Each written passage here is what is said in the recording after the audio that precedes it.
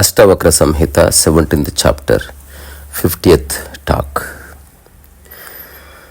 ఆధ్యాత్మికత లర్నింగ్ కాదు, అన్లర్నింగ్. నిన్న మొన్న అంతకుముందు రోజుల్లో కొన్ని సూత్రాలు, చాలా పరమోద్భుతమైన సూత్రాలు మనం చెప్పుకున్నాం. అష్టవక్రుడి చేష్ట అపూర్వమైంది, జనకుడి స్పందన అత్యద్భుతమైంది. అలాగే వినేవాళ్ళ యొక్క ఇంటెన్షన్ కూడా అత్యద్భుతమైంది. ఇక్కడ ఎవరు తక్కువ కాదు, ఎక్కువ కాదు.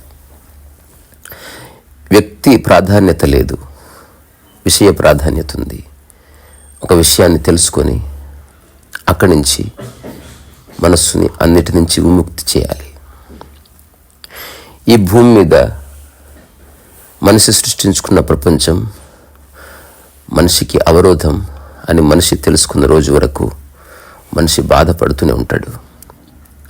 మనిషి పుట్టిన దగ్గర నుంచి కొంతకాలం తర్వాత విద్యా వ్యవస్థ వల్ల, టీచర్స్ వల్ల, పేరెంట్స్ వల్ల, రకరకాల ఏజెన్సీస్ వల్ల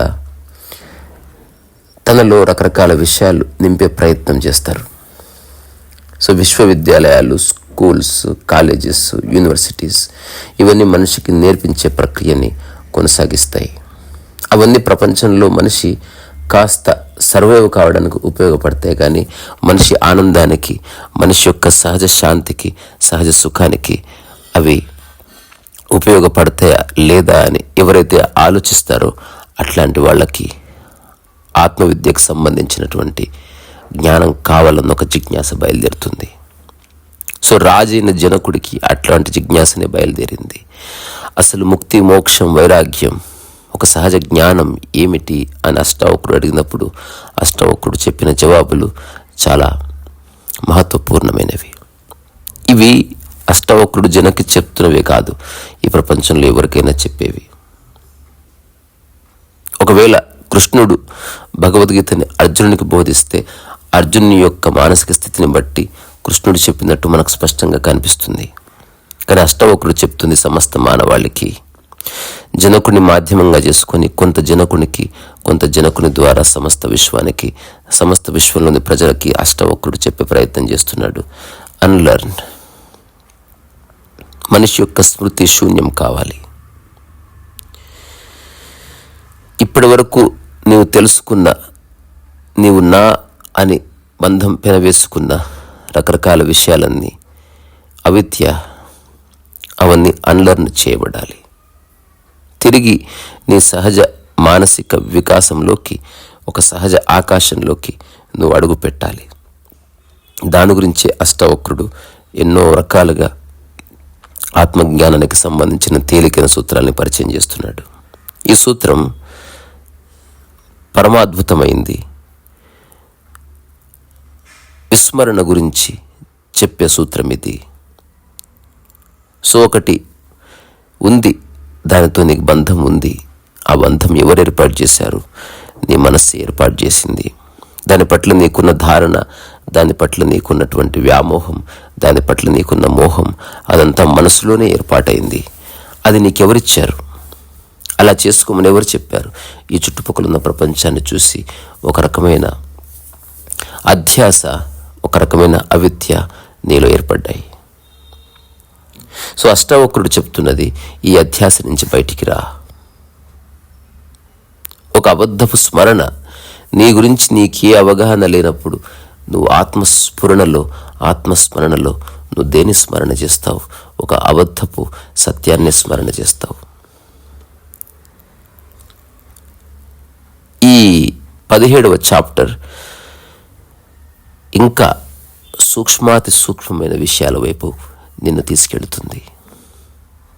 నువ్వు కాస్త చేయందిస్తే అష్టావక్రుడికి నిన్ను గట్టు మీద పడేస్తాడు, నిన్ను విముక్తులు నిలబెడతాడు అప్రయత్నంగా. నీలో కర్తాభావన ఎన్ని రకాలుగా వస్తుందో అష్టావక్రుడు చెప్పే ప్రయత్నం చేస్తున్నాడు. ఏదైనా ఒక సందర్భం వస్తే తప్ప తెలియదు నీలో కర్తభావన ఏ విధంగా పెనవేసుకుపోయిందో, ఎంత బలంగా నీతో ఒక ఆట ఆడుకుంటుందో. సో ఈరోజు అష్టావక్రుడు చెప్పే సూత్రంలోకి వెళదాం. ఆచక్ష్వ శృణువాతాత నానాశాస్త్రాణ్యనేకశ తదాపి నా తవ స్వాస్థ్యం సర్వవిస్మరణాదృతే. సర్వవిస్మరణాదృతే. ఓ జనక, ఓ చిరంజీవి, నువ్వు నానా విధాల శాస్త్రాలు విన్నావు, నేర్చావు. నీకంటే చిన్నవారికి, నీకంటే అల్పజ్ఞానులకి నువ్వు బోధించావు. మాటి మాటికి వాటిని మననం చేస్తున్నావు. కానీ ఆత్మజ్ఞాని తాను నేర్చిన లౌకిక ధర్మశాస్త్ర విశేషాలు అన్నీ మరచి ఆత్మబోధలో మగ్నం కావాలి. అప్పుడే ఆ యోగికి శాంతి, ముక్తి. ఆ విధంగా నువ్వు ఆత్మానందంలో తాదాత్మ్యం చెంది సుఖిస్తావు. చూసారా, ఒక్కొక్క మాట ఎంత అద్భుతంగా ఉంది. ఇప్పటి వరకు నువ్వు ఎన్నో విన్నావు శాస్త్రాలు, ఎన్నో శాస్త్రాలు నేర్చావు, తర్వాత నీ చుట్టూ ఉన్న వాళ్ళకి చెప్తున్నావు. కానీ అదన్నీ నీవు గుర్తుపెట్టుకొని అవే నిజం అనుకొని నువ్వు బాధపడుతున్నావు. సో మనసు ఒక ఫ్యాకల్టీ.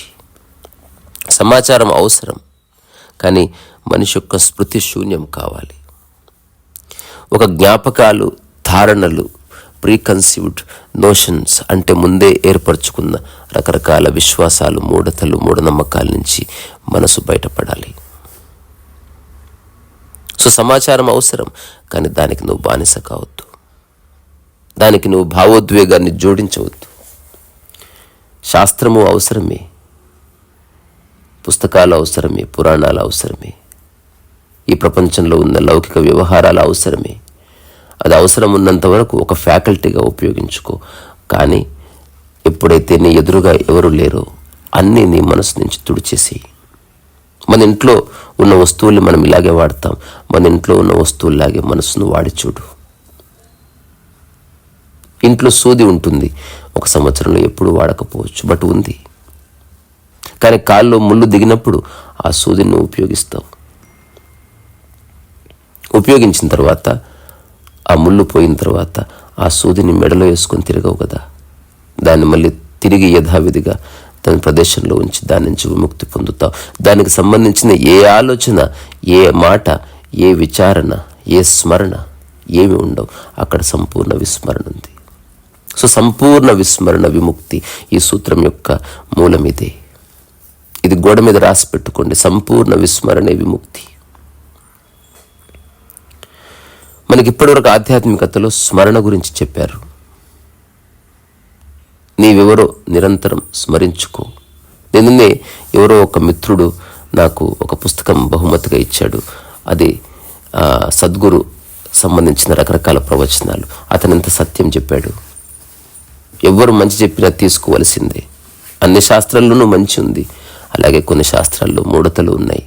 కొన్ని శాస్త్రాల్లో గమ్యస్థానానికి చేర్చడానికి మార్గం ఉంది, కానీ అది పూర్తిగా గమ్యస్థానంలో నిలబెట్టవు. సో సద్గురు చెప్పిన మాట ఏమిటి? Don't polish your ignorance because it may shine. అంటే నీ అజ్ఞానాన్ని పాలిష్ చేసుకోకు. ఒకవేళ దాన్ని పాలిష్ చేస్తే అది మెరిసే అవకాశం ఉంది. సో నీ అహంకారాన్ని పాలిష్ చేసుకోవద్దు, నీ అబద్ధపు సెల్ఫ్ని పాలిష్ చేసుకోవద్దు. అష్టావక్రుడు చెప్తున్న సూత్రం ఇదే. నీవెవరో నీకు తెలియకుండా ఏదైతే నిన్ను నీవు అనుకుంటున్నావో దాన్ని నువ్వు గట్టిగా పట్టుకొని దాన్ని స్మరిస్తూ పోకు. అట్లా అబద్ధం స్మరించబడుతుంది. సో నీకు శాంతి కావాలా అంటే నువ్వు మరవడం నేర్చుకోవాలి. అవసరం కోసం అరువు, అవసరం కోసం కరువు, అవసరం కోసం ఏదైనా చేయి, కానీ తక్షణం దాన్ని పూర్తిగా నీ మనోఫలక నుంచి తీసేయగలిగే ఒకానొక రహస్యాత్మకమైన శస్త్రచికిత్స అష్టావక్రుడు చెప్తున్నాడు. ఇది పూర్తిగా అంతర్గత విషయం కాబట్టి దానికి ఆధారం మాటే. ఎవరు నీలో దూరి నీ మనస్సులో ఉన్న కల్మషాలను తీసేయలేరు. ఒక్కొక్క మనస్సులో ఒక్కొక్క విధమైన కల్మషం ఉంటుంది. ఒకరికి ఉపయోగపడే సూత్రం మనకు ఉపయోగపడకపోవచ్చు, కానీ విస్మరణ అందరికీ ఉపయోగపడుతుంది. ఎగ్జాంపుల్, నీ మీద ఒక 10 బ్యాగులు పెట్టుకొని నిలబడ్డావు. ఒక వ్యక్తి ఒకటే బ్యాగ్ వేసుకుని నిలబడ్డాడు. ఒక వ్యక్తి చేతిలో గొడుగు పట్టుకున్నాడు, ఇంకొక వ్యక్తి చేతిలో చెంబు తట్ట పట్టుకున్నాడు, ఒకడు చీపురు పట్టుకున్నాడు. ఎలా పట్టుకోవాలి, ఎలా వాటిని మేనేజ్ చేయాలంటే శాస్త్రం అవసరం. జస్ట్ ఉన్న వాటిని వదిలేయండి, వాటిని విస్మరించండి అన్నప్పుడు ఏకకాలంలో అందరూ విముక్తిలోకి వస్తారు. ఏముంది, 10 బ్యాగులు మోసుకొని తిరుగుతున్న వ్యక్తి వాటిని వదిలేస్తాడు, చీపురును మోసుకున్న వ్యక్తి దాన్ని వదిలేస్తాడు. అలాగే చేతిలో ఒక వ్యక్తిని పట్టుకున్నవాడు, ఒక సిద్ధాంతాన్ని పట్టుకున్నవాడు దాన్ని వదిలేస్తాడు. లర్నింగ్కి సమయం అవసరం, అన్లర్నింగ్కి ఏ సమయం అవసరం లేదు. అన్లర్నింగ్ని సమయంలో పెట్టి చూస్తే నీ జీవితంలో విముక్తి లేదు.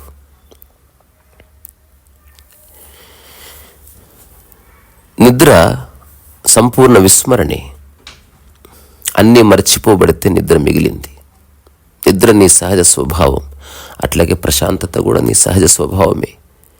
ఎరుక, చైతన్యం, మనోదశ ఇవన్నీ నీ సహజ స్వభావాలే. సాక్షి, నిష్కామ కర్మ, సామరస్యం నీ సహజ స్వభావాలే. సమత్వం, సమశ్రద్ధ నీ సహజ స్వభావాలే.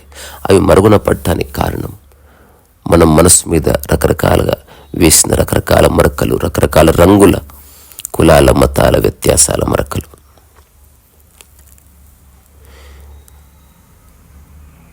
సో ఇప్పుడు నీవు నేర్చుకునే శాస్త్రాలు, నీవు విన్న శాస్త్రాలు, ఇప్పటి వరకు నువ్వు రకరకాల వ్యక్తులకు బోధించిన శాస్త్రాలు, ఇవన్నీ గుర్తుపెట్టుకోండి, ఇవన్నీ మైండ్ అనే ఫ్యాకల్టీలోనే ఉన్నాయి. శరీరానికి ఏ శాస్త్రం అక్కర్లేదు, ఆత్మ శాస్త్రానికి అతీతం. సో అష్టావకుడు చెప్పే సూత్రంలో అంతరార్థం చాలా అద్భుతమైంది. సో శరీరము, ఆత్మ రెండు విముక్తిలోనే ఉన్నాయి, రెండు సుస్థిరముగానే ఉన్నాయి, రెండు సంస్థితమయ్యే ఉన్నాయి.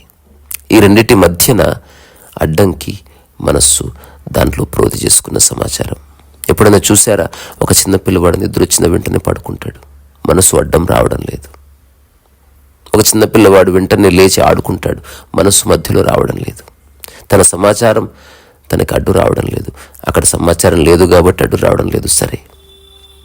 కానీ మనిషి విశ్వవిద్యాలయాల్లో, కాలేజీల్లో, ఇంట్లో, తర్వాత రకరకాల వ్యక్తులు చెప్పిన రకరకాల సమాచారాలని సత్యం అనుకొని ఆ సత్యాన్ని తన మీద ఆపాదించుకొని అట్లా ఒక అబద్ధపు సెల్ఫ్ని క్రియేట్ చేసుకొని దాన్నే పాలిష్ చేసుకుంటూ ఎంతో బాధపడుతున్నాడు. సో అష్టావక్రుడు సంవేదన రహితంగా ఉండమని చెప్పడు. అష్టావక్రుడు అంటి ముట్టనట్టుగా ఉండమని చెప్పడు. అష్టావక్రుడు నిజంగా ఒక సంసారికి కానీ, సన్యాసికి కానీ, ఈ ప్రపంచంలో ఉన్న ఎలాంటి మనిషినైనా విముక్తులు నిలబెట్టే మాటలే చెప్తున్నాడు. సందర్భం వచ్చినప్పుడు ఆ సందర్భోచితంగా ఏది అవసరం అది చెయ్యి, కానీ వెంటనే దాన్ని వదిలేయి. జీవితంలో దాన్ని మళ్ళీ స్మరించకు. మళ్ళీ గుర్తుపెట్టుకొని ఎప్పుడో సందర్భం వచ్చినప్పుడు చెప్పవలసి వస్తే మనస్సు అనే ఒక ఫ్యాకల్టీని ఉపయోగించుకొని సమాచారంగా మాత్రమే చెప్పు. దానిలో భావోద్వేగపు మరకని తీసేసి. ఈ ప్రపంచంలో, ప్రకృతిలో భావోద్వేగానికి సంబంధించిన నిర్వచనం వేరే. ఒక మనిషికి ప్రపంచంలో ఇరుక్కుపోయినప్పుడు ఒకటే అంశానికి సంబంధించిన భావోద్వేగం మాటి మాటికి వస్తుంది. దానికి కారణం స్మరణ, జ్ఞాపకం, ధారణ. ఇది చాలా అనారోగ్య లక్షణం. భావోద్వేగం రాని, కానీ జీవితంలో తిరిగి రానివ్వకు. ఒకసారి దాన్ని వ్యక్తపరిచావు, అక్కడితో అయిపోయింది. ఒక కోతి మరణిస్తే మిగతా కోతులన్నీ కాస్త భావోద్వేగానికి లోనైతాయి, కానీ జీవితంలో మళ్ళీ ఆ కోతిని కానీ, ఆ కోతికి సంబంధించిన జ్ఞాపకాలు కానీ అవి క్యారీ చేయవు. మనం అనుకుంటాం మనుషులం కాబట్టి కోతికున్న మెదడు, దానికున్న స్థాయి వేరు, వాటికి జ్ఞాపకాలు ఉండవు, గుర్తించుకునే ఒకనొక బ్రెయిన్ స్ట్రక్చర్ దానికి లేదు అన్నది సైన్స్ చెప్తుంది. I agree with it. లేదు కాబట్టి గుర్తుండటం లేదు. నువ్వు ఉన్నా కూడా గుర్తు పెట్టుకోకూడదు. నీ చేతులు ఉన్నాయి, దానికి పట్టుకునే ఒక అలవాటు ఉంది, కానీ నిరంతరం దేన్ని పట్టుకోవు కదా. అవసరమైనప్పుడు పట్టుకొని వదిలేస్తుంది చెయ్యి. ఆత్మ దేన్ని పట్టుకోదు. మనసు అవసరం ఉందా లేకున్నా పట్టుకుంటుంది. ఈ చిన్న బైఫర్కేషన్ని గుర్తించండి. నేను మళ్ళీ తిరిగి రిపీట్ చేస్తాను. చెయ్యి పట్టుకోగలదు, కానీ నీ చేయితో ఎప్పుడు ఎక్కువసేపు దేన్ని పట్టుకోవడం లేదు. ఆత్మకు దేది పట్టుకోదు, కానీ మనసు అవసరం లేని దాన్ని, ప్రతిదాన్ని పట్టుకుని నిరంతరం నిన్ను బాధకు, శరీరాన్ని బాధకు, ఆత్మని కనబడనీయకుండా చేస్తుంది.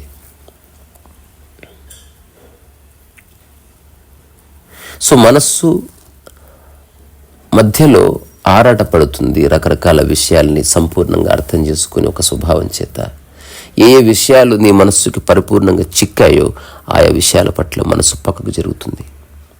కావాలంటే చెక్ చేసుకోండి. ఏ ఏ విషయాలు మీకు సంపూర్ణంగా తెలుసో ఆయా విషయాల్లో మీకు ఏ భావోద్వేగం లేదు. దానికి ఏదైనా గాయమైనప్పుడు భావోద్వేగం ఆ క్షణానికి రావచ్చు, రాని. కానీ తిరిగి తిరిగి దాన్ని తలుచుకోవడం ఇది పూర్తిగా అవిద్య, అధ్యాస. సో అష్టావక్రుడు ఈరోజు సూత్రంలో చెప్తున్నాడు, దాని అంతరార్థం ఇంతే: చెప్పులు వదిలిన చోటే మనస్సును వదిలేసిరా. అవసరానికి చెప్పులు ఎట్లా వాడుకుంటున్నావో, అవసరానికి చాకు ఎట్లా వాడుకుంటున్నావో, అవసరానికి ఒక బకెట్ ఎట్లా వాడుకుంటున్నావో, అవసరానికి మనసును అట్లాగే వాడుకో. శాంతి నీ స్వభావం. నువ్వు కంటున్న పగటి కలలన్నీ నీ అశాంతికి దోహదకారి. సో అష్టావక్రుడు చెప్తున్నది ఏమిటి జనకుడికి? జనకుడి ద్వారా సమస్త మానవాళికి, నీకు నాకు ఒకటే: సంపూర్ణ తృష్ణ నాశనం, ముక్తి. ఎన్ని శాస్త్రాలు పఠించినా, శిష్యులకి ఎన్ని తత్వాలు బోధించినా, తాను సద్గురుల దగ్గర అధ్యయనం చేసిన, ధర్మాలు శ్రవణం చేసిన,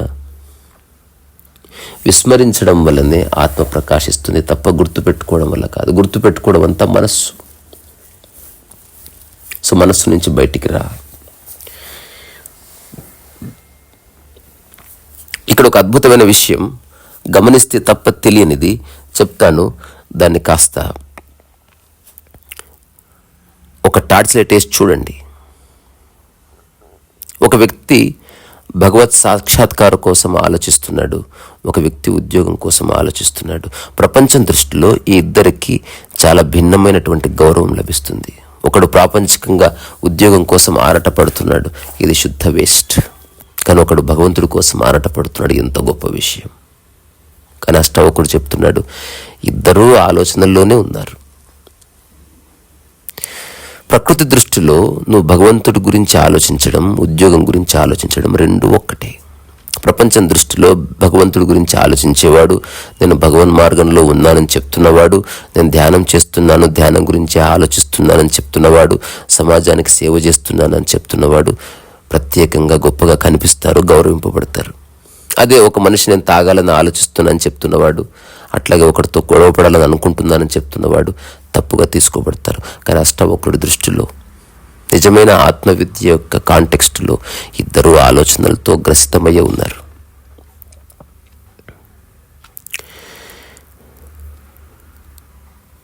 సో కబీర్, ఫరీద్, నానక్, అట్లాగే జార్జ్ గుర్జీఫ్, అట్లాగే పరమహంస, అట్లాగే రమణుడు, వీళ్ళంతా ఒక మాట రకరకాల విధాలుగా చెప్పారు. కొందరు సెల్ఫ్ రిమెంబరెన్స్ అన్నారు, కొందరు స్వయం స్మృతి అన్నారు, కొందరు నిత్య స్మరణ అన్నారు, కొందరు నిత్య పారాయణం అన్నారు, కొందరు సురతి అన్నారు, కొందరు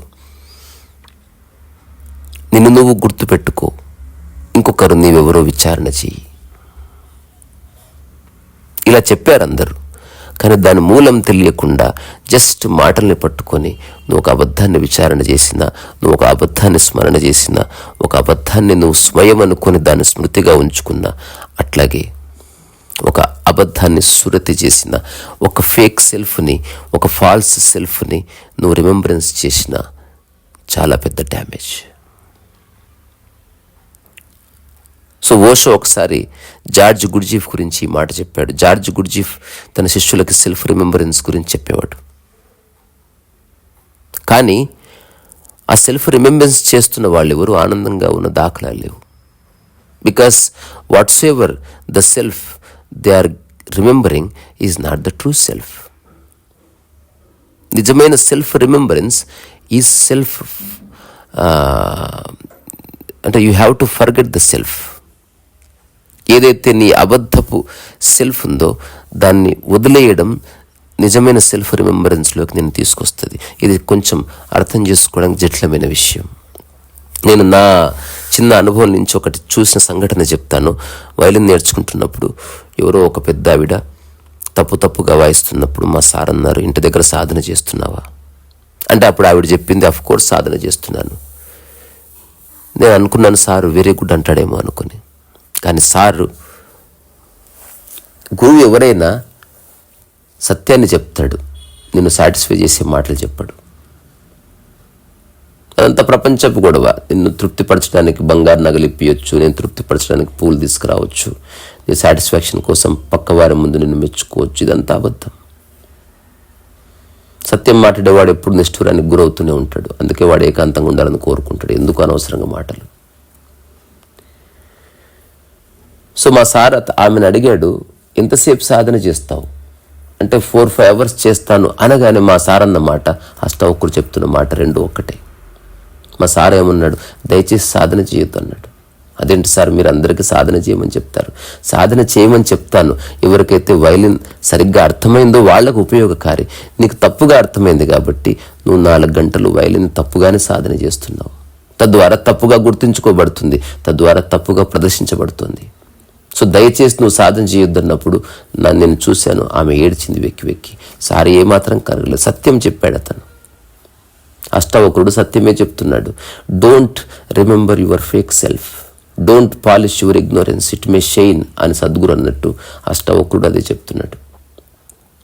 ఏవేవైతే శాస్త్రాలు, పుక్కిటి పురాణాలు ఉన్నాయో అవి ఫ్యాకల్టీ. ఒక వ్యక్తిని సన్మార్గంలో ఉంచడానికి నువ్వు ఉపయోగించు. ఆ తర్వాత నువ్వు సంపూర్ణంగా మర్చిపోయి ఒక అకారణంగా వెలిగే ఒక శుద్ధ చైతన్యంలాగా ఉండిపో.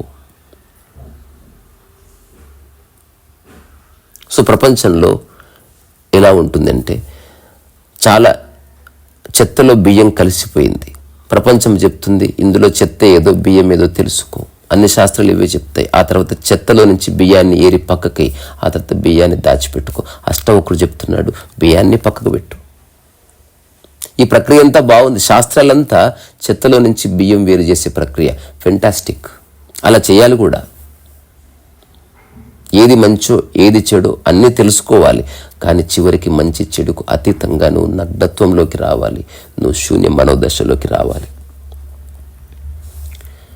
సంపూర్ణ మౌనంలోకి రావాలి. ఆ తర్వాత అష్టావక్రుడు జనకుడితో చెప్తున్నాడు, భోగం కర్మ సమాధిం వా కురు విజ్ఞ తథాపితే తచిత్తం నిరస్త సర్వాశ మత్యర్థం రోచయిష్యతి. ఈ సూత్రం అష్టావక్రుడు చెప్పేది వినండి, మీరు అసలు ఆశ్చర్యపోతారు. ఇప్పటి వరకు చెప్పిన రకరకాల వ్యాఖ్యానాలకి విపరీతంగా కనిపిస్తుంది, కానీ సత్యం ఇదే. అష్టావక్రుడు జనకుడితో చెప్తున్నాడు, ఓ విజ్ఞానమూర్తి, ఓ జిజ్ఞాసు, నీవు భోగభాగ్యాలు అనుభవించు, వివిధ కర్మలు ఆచరించు, సమాధిలో ఉండు. ఏమి చేస్తున్న ఆశారహితుడవై, నిష్కాముడవై, నిస్వార్థ బుద్ధితో సర్వం ఆత్మ లేదా సాక్షి అనే చిత్తంతో చేయి. ఆత్మజ్ఞాన ప్రభావంలో, నిష్కల్మష చిత్తంలో నిర్మలంగా చేయి. అట్లా చిత్తం శాంతి పొందుతుంది, పరమ ప్రశాంతి లభ్యమవుతుంది. ఇంతవరకు అందరూ చెప్పింది ఏమిటి? భోగభాగ్యాలను వదిలేయి. చాలామంది వదిలేశారు, కుటుంబాన్ని వదిలేశారు. ఇప్పుడు ఆశ్రమాల్లో పడి ఉంటున్నటువంటి చాలామంది కుటుంబాలను ఎందుకు వదిలేశారు? మళ్ళీ ఆశ్రమంలో ఉన్నది కుటుంబం కాదా?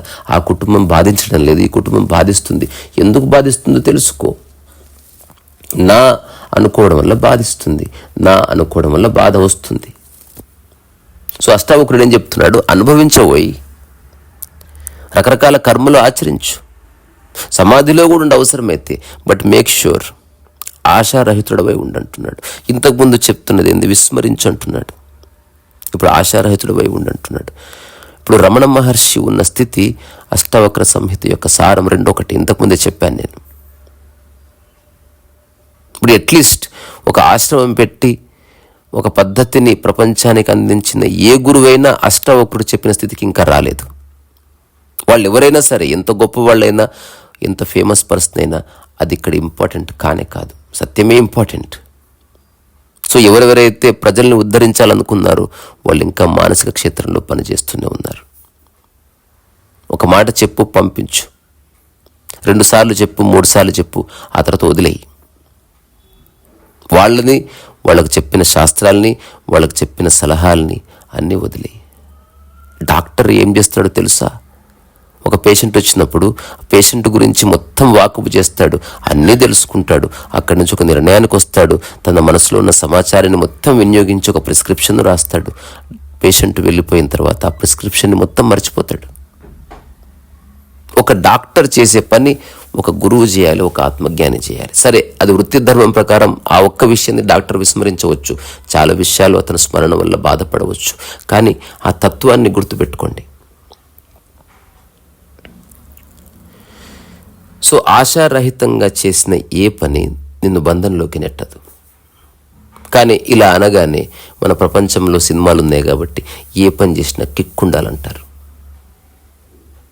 పనికి కిక్కి ఏం సంబంధం? ఇప్పుడు నువ్వు భోజనం చేస్తున్నావు, ఏం కిక్ ఉందని చేస్తున్నావు? స్నానం చేస్తున్నావు, ఏం కిక్ ఉందని చేస్తున్నావు?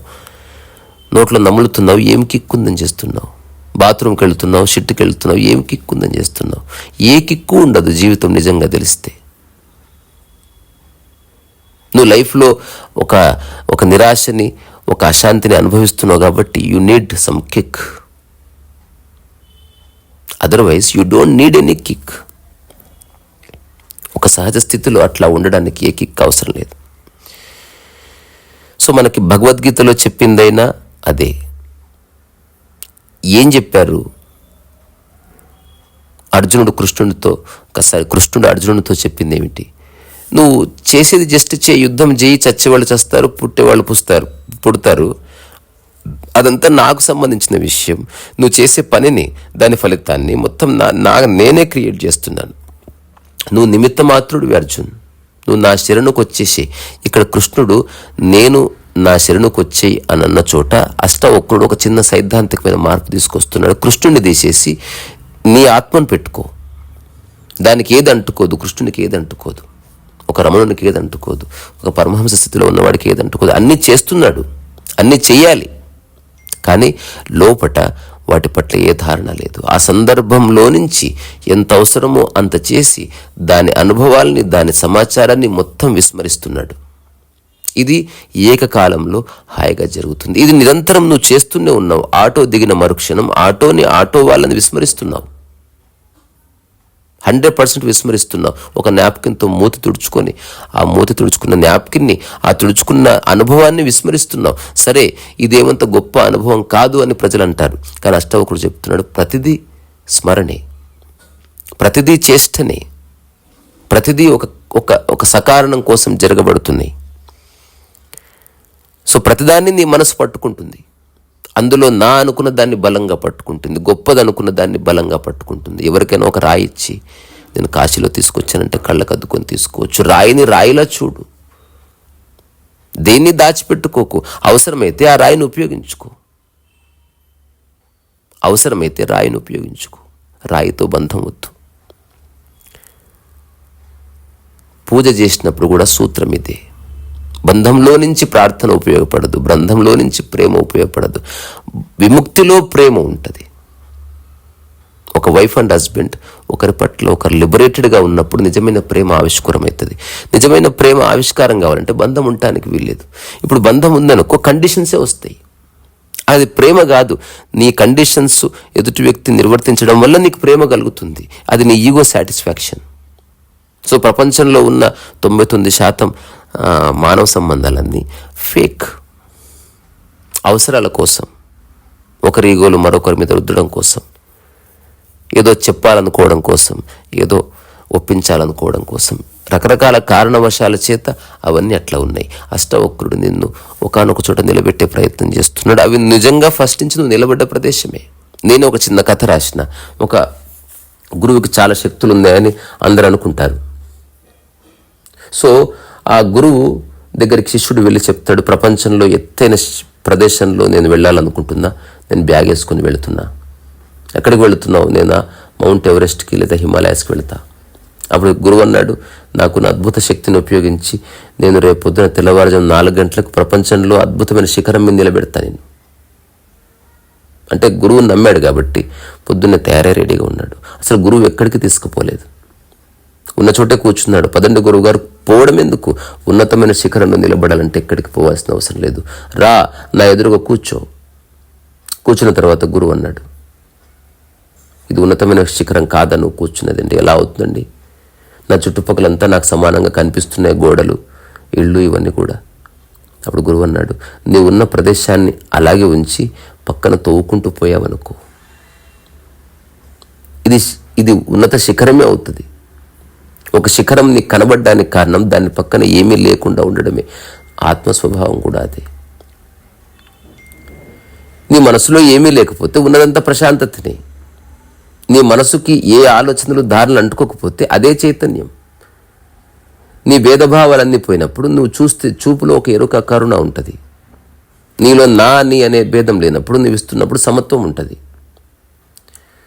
నా నీ భేదం లేనప్పుడు అందరితో నీకు సామరస్యమే ఉంటుంది.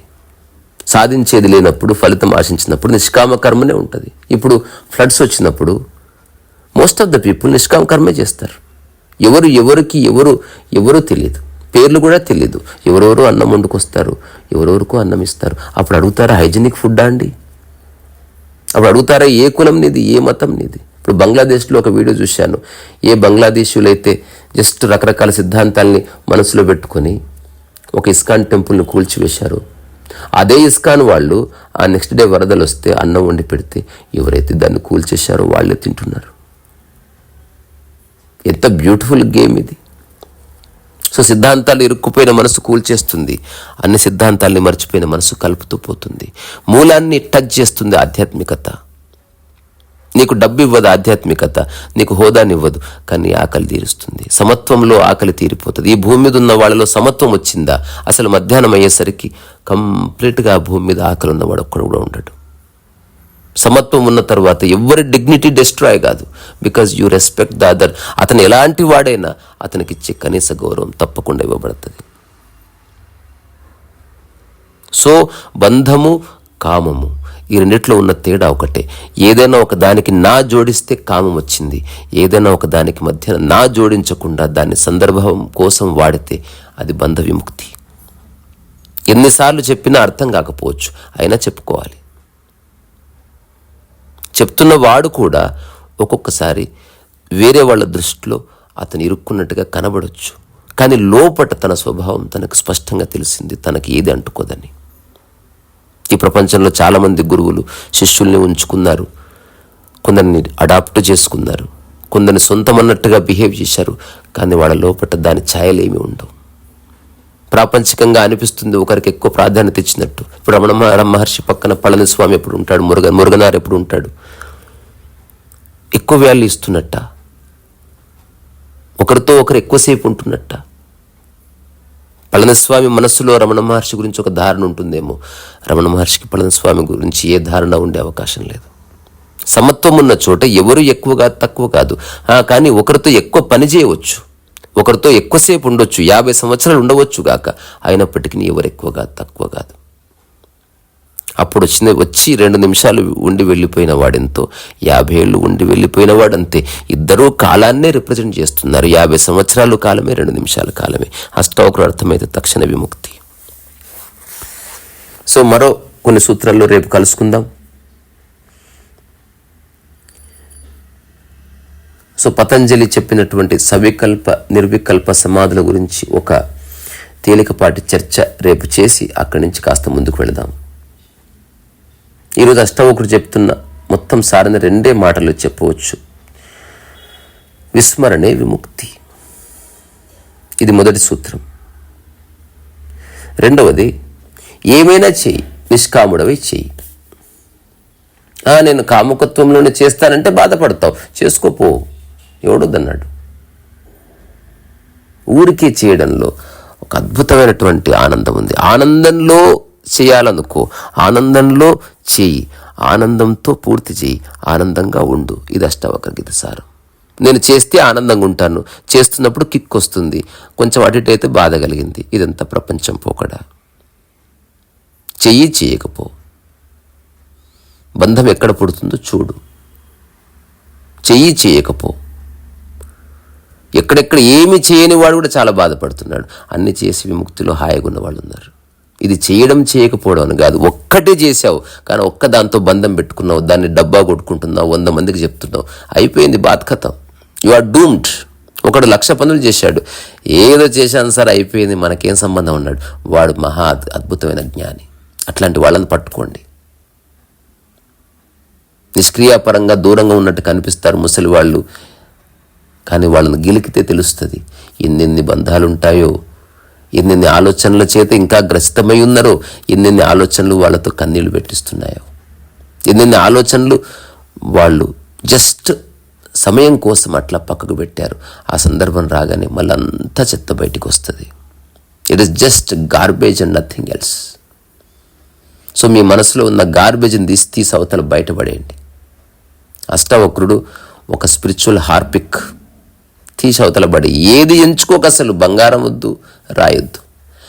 మళ్ళీ అష్టావక్రుడు చెప్పిన దానికి వేరే వాళ్ళు చెప్పిన దానికి చిన్న తేడా చెప్తున్నా. మిగతా వాళ్ళు బంగారం వద్దు, రాయొద్దు, అన్ని వదిలేసిపోమన్నారు. అష్టావక్రుడు అన్ని నీ దగ్గరే పెట్టుకో, నా అన్న బంధం లేకుండా పెట్టుకో, అవసరమైతే బంగారం ధరించి నువ్వు పెళ్లికి పోయిరా, కానీ తెలుసుకో ఆ బంగారం వల్ల నీకే గౌరవం రావడం లేదని.